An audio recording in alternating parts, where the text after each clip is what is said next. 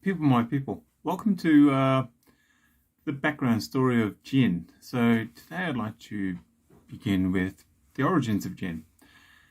When it comes to drinks, gin is about as British as you can get. You think of gin and you generally think of the old Blighty, the Empire. You know, when the British redcoats went out and stomped on pretty well whoever they didn't like the look of or whose territory they really did like the look of. So gin's like vodka. Vodka's Russian or Eastern European. So gin is inherently associated with the British Empire, to me.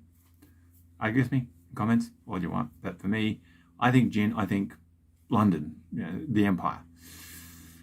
Sort of that crowd that sent my ancestors out to Australia to just go off and misbehave somewhere else.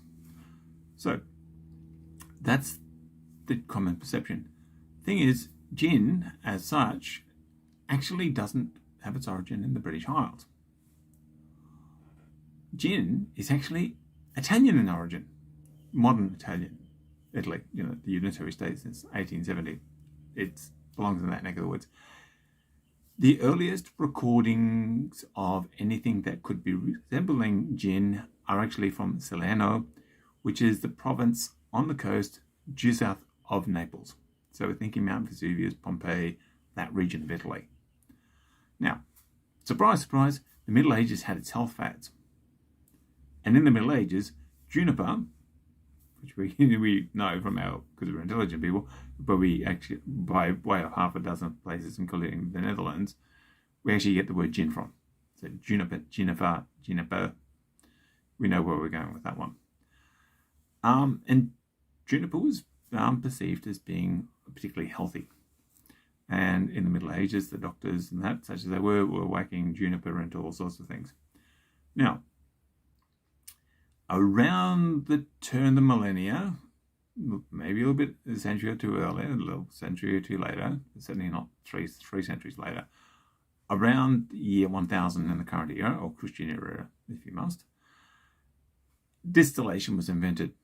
And distillation was invented, surprise, surprise, by a Muslim, an Arab. So alcohol is actually an Arabic word. It's not English for I'm going to go off and get hammered. It's actually alcohol means, as I asked Sadie, I said, okay, you're an Arabic speaker. What does alcohol mean? She looked at me and went, booze. It's firewater, basically. So Sicily around the early part of last millennia was part of the Muslim world. Sicily had been once really taken over, and the Muslims had kind of like edged into the boot. And the result was that Christians had voluntarily become aware of this distillation process where they could turn wine into brandy, and they could turn beer into whiskey. All good things, what's not to like. So you have alcohol, which is above proof, as you can know, is a volatile. So it interacts with things. It's a whole maturation process of whiskies, barrels, and all that. All happens because alcohol itself is an unstable solution, and it interacts and incorporates all sorts of flavors and that into it, thus giving us the wonderful gins that we consume on a regular basis and other forms of booze. It's the reason why flavored beverages take off, because alcohol is basically tasteless, but it incorporates other flavors quite regularly. So these monks, and they were Christian monks, in Salerno, decided to start flogging the best of both worlds. Let's combine this distilled booze, which is a lot stronger than the wine and beer we've been drinking, with a health benefit, tonic. Bingo, you know what's not like, instant sales pitch. Come, drink our stuff, get happy, and get healthy. Ho, let's win. Yes, Jesus loves you. We're monks. We've got honest faces. We're going to make a killing. And that's where gin has its ultimate origins. It's about what's literally the other side of Europe from Britain. It's warm and sunny. Down south of Naples, most of the year, there's not a lot of fogs and frost and snow, unlike Britain. where juniper really comes into is actually the religious wars.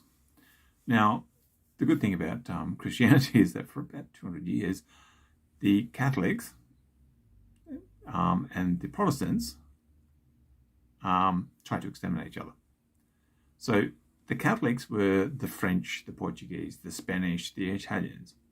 Protestants were the Germans, the Dutch, the English. So if you're an English general and you need to put some firewater into your troops, a bit of fight and stuff, God, I mean, anyone who's ever tried Slivovitz, which is Serbian or Baltic, Balkans, firewater, knows all you need is a couple of shots in that and you can go out and slay people all day. So if you're an English general or a Dutch general and you need to put a bit of the old fight into your troops, you're not going to go off and hit the distilled wine, the brandy, which the papists are using, because they're heathens, as you know, because you're a good Protestant and you think the Pope is the Antichrist. So I've got a floating dust mote in front of me. You're going to go for something else. And the Dutch were consuming what they called juniper. Yeah, we just moved a little bit closer. We're about to chop a couple of letters off. And the Dutch were fighting like 10 men. So the British adopted it. Not a lot of grapes grown in Britain, so a bit hard to get hold of brandy unless you do business deals with the people you're trying to exterminate. And if you're trying to kill off an entire branch of Christianity, they're not going to be particularly keen on trading with you. So you can see where the British needed the firewater and they needed something they could produce locally. I can see your mind's just made the extra trip. Britain grows wheat and barley. Bingo! Wheat and barley can be turned into alcohol. An awful lot of vodka out there is made from wheat. Also, potatoes. There's plenty of vodka out there produced from potatoes. And the simple factor is that, as someone once said to me, gin is basically flavoured vodka. It's juniper flavoured vodka. And that is the baseline of it. You get anything that produces a neat white spirit, whether it's grapes, sugarcane, rice, potatoes, wheat, wine, anything that can produce that high degree of alcohol, and you've got the basis for gin. So once with the religious wars, I think it was a 100-year war, which actually kind of rattled on for 130, people ignore the inaccuracies, got up and running, there was that need for fighting spirit, the old silly syrup to whack it into your troops and go and kill those there papists, exterminate them, let God decide who's good and all that stuff. So that's where gin comes from. It jumps the English Channel, jumps the ditch. The British can't be stuffed using a long Dutch word, so they call it gin. And the last bit is gin and tonic actually isn't British. I know, surprise look. The British, when they moved into India and started telling all those brown people, hey, you just do what you're told, had a problem. Malaria had a 50% kill rate of white people in Southeast Asia. The moment you moved to tropical Asia, whether you were Dutch, Spanish, Portuguese, English, or French, you had a 50% attrition rate. An awful lot of people went out into the Spice Islands and the Netherlands and that to make a killing, but an awful lot of them stayed there permanently. Because if you're a Dutch guy in Batavia in 1600, 1700, your life expectancy was about 12 months. And the British faced the same problem in India. Now, along comes the discovery of the cinchona, American bark. It's an anti-malarial. Now, if any one of you has ever gone anywhere near an anti-malarial, you will realize they are more bitter than your mother-in-law. They are really just quite bitter. They make lemons look like they're sweet. So the British have got a problem. They're in India. They're trying to take over the joint because it's a literal gold mine. But people are dying, and people are dying at pretty high rates. It's the reason why Australia didn't end up in the Congo, but they ended up here because the Congo was full of malaria, and the British just were losing people, had Western crooked, and couldn't sustain it. So they moved out of the Congo to a place that didn't have malaria, and that was Australia. That's a little side story. So the British were in India. Lots of people are dying, and they dying at unacceptable rates. So they get this anti-malarial, but it's just horribly bitter. No one can stomach it. So how do you make something that's incredibly bitter, incredibly palatable? That's it. You guessed it. You add booze. Because booze makes the world go round. Add alcohol, nobody objects. So you have your gin, which is, got the juniper in it, because we already that's good. That's been helping you kill the papists for a couple of centuries now. That's the good gear. And you add tonic, which has got the anti-malarial in it. And it's a win-win-win-win situation. You get your empire, your people live longer, and you've got a damn fine drink. I say good man. And that's the basic potted history of gin. The next one's going to be an exploration of the essential ingredients of gin.